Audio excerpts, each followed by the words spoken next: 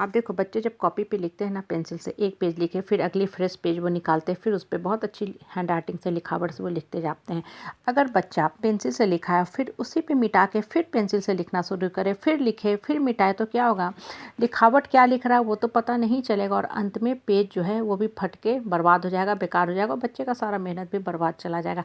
आप देखो जब आप किचन में खाना बनाते हो ना, कुकर में कढ़ाई में आपने फ्राई चावल बनाया है बहुत अच्छे से, अब उसी में फिर से आप फ्राई दाल बनाना चाहोगे या मिक्स वेजिटेबल बनाना चाहोगे उसी बर्तन में, तो क्या होगा कि जो ऑयल होगा, जो मसाला होगा, सब चिपक जाएगा, आपका आइटम भी बर्बाद हो जाएगा और खाने में भी टेस्ट नहीं आएगा। तो आप क्या करते हो, उसी समय गरम कुकर को ही अच्छे से वॉश कर लेते हो, फिर उसमें आप मिक्स वेजिटेबल या फ्राई दाल जो भी आइटम होता है बनाना शुरू करते हो। दूध भी उबालते हो, अगर उसी पतीले में बार बार उबालते जाओगे तो क्या होगा, जो पतीला होगा ना सारे मलाई जाके उसमें चिपक जाएंगे और फिर आपको धोने में भी बहुत मेहनत लगेगा। देखो ये तो छोटी सी बात है, अगर गौर करो तो हमें जीवन की कितनी बड़ी शिक्षा देता है। माइंड के साथ भी यही लॉ काम करता है।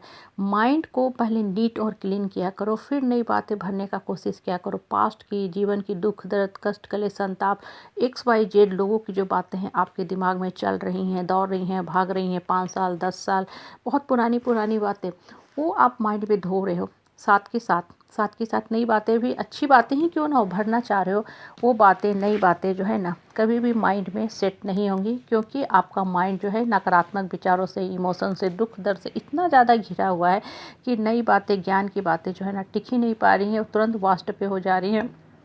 आप बहुत मेहनत करो लेकिन फिर भी आपको रिजल्ट नहीं मिलता है।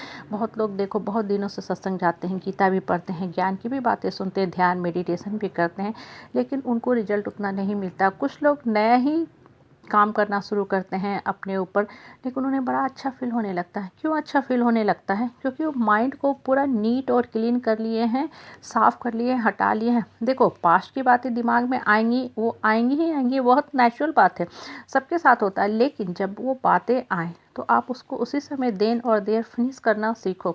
ये चीज़ें जब तक आप नहीं सीखोगे, कोई भी ज्ञान की बातें आपको फ़ायदा करने वाली नहीं है। कहने का मतलब क्या होता है ना, बहुत सारे दुख दर्द कष्ट हमें जीवन में मिलते हैं, कर्म की मार मिलते हैं, हर इंसान झेलता ही झेलता है और वो आपके जीवन में चलता ही चलता रहेगा। लेकिन माइंड के सेंटर में उसको मत रखा करो, साइड में रखा करो, पीछे डाल दो, या एकदम ही शक्ति है तो निकाल के फेंक दिया करो।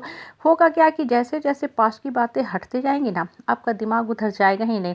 तब जब माइंड में ज़्यादा फ्री स्पेस हो जाएगा, तब जो नई बातें, ज्ञान की बातें आती जाएंगी ना, वो दिमाग जो है, माइंड जो है कंटेंट करेगा, उस कंटेंट को माइंड जो है कंटेंट करेगा और वो चीज़ें आपके माइंड में लंबे समय तक रहेंगी और फिर देखोगे आपको लाइफ में खुद पे खुद परिवर्तन होने लगा।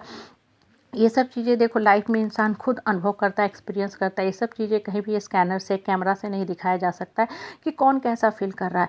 ये हर इंसान का पर्सनल फीलिंग होता है कि उसको कितना अच्छा फील हो रहा है। और सबसे बड़ी बात देखो, पास्ट की कोई भी घटनाएं हुई हैं, लोगों की बेकार की बातें, उसको ढोने का क्या फ़ायदा है। जितना ज़्यादा उस चीज़ में उलझे रहोगे ना, घड़ी घड़ी क्या होगा, आप बेकार के वाहियात के लोगों के साथ ही उलझोगे। क्योंकि जो बेकार के वाहियात के लोग होते हैं ना, उनके पास सिर्फ यही कथा कहानी ही होता है, बेकार की बातें ही होते हैं। और आप जीवन में सबसे बड़ी भूल क्या करते हो, ऐसे लोगों के साथ जाके बैठते हो, बातें करते हो, इनके सामने अपने सर्टिफिकेट देते हो कि आप बहुत अच्छे हो, बहुत महान आदमी हो, बहुत अच्छा काम करो। जबकि आपको करना क्या है कि ऐसे लोगों का चित्रण भी दिमाग में नहीं आना चाहिए। माइंड के माइंड मैप से ऐसे बेकार के वाहियात के लोग जो भी हैं, इनकी संख्या भी दुर्भाग्य से ज़्यादा होती है। दिमाग से एकदम हटाते जाओ। इनके जो नंबर भी होते हैं ना, वो भी आपके माइंड में नहीं आने चाहिए। नहीं तो जब भी इनका आप याद करोगे, ऐसे बेकार के वाहियात के लोगों को ना, इनसे रिलेटेड जितनी बातें हैं 100 नहीं सैकड़ों में होती हैं, कई सैकड़ों में होती है, आपके दिमाग में दौड़ने भागने लगेंगे और फिर से आप उसी पास्ट में जाके उसी दलदल में गिर जाओगे। फिर बोलो आपको अच्छी बातें सुनने का क्या फ़ायदा है। अच्छी बातें हम इसलिए सुनते हैं कि हम ऊपर की तरफ जाएं, माइंड को आगे की तरफ लेके बढ़े। अगर एक दिन अच्छी बातें सुनते हैं फिर 4 दिन के लिए पीछे चले जाए तो उसका कोई फ़ायदा नहीं होता। घर भी हम सुबह साफ़ सफाई करते हैं तो एटलीस्ट दिन भर साफ़ रहता है, इसलिए हम चप्पल जूते भी बाहर ही खोल के आते कि घर मेरा साफ़ रहना चाहिए। बार बार सारा दिन अगर घर ही साफ़ करते रहें तो फिर उस लाइफ का कोई मतलब नहीं बनता है। कहने का मतलब क्या होता है ना, माइंड को नीट और क्लीन रख के ही कोई काम किया करो, ध्यान, पूजा पाठ, मेडिटेशन किया करो। हाँ, वो बातें आते रहेंगी, परेशान आपको ज़रूर करेंगी, लेकिन उस पे घंटों सोचने का काम जो है वो बंद कर दिया करो। ये आपके हाथ में है, वो आती हैं, वो हमेशा ही आएंगी, बस हटा दो, फूँक दो, एक फूँक से लाइफ का हैप्पी डेस्टिनी लिखा करो।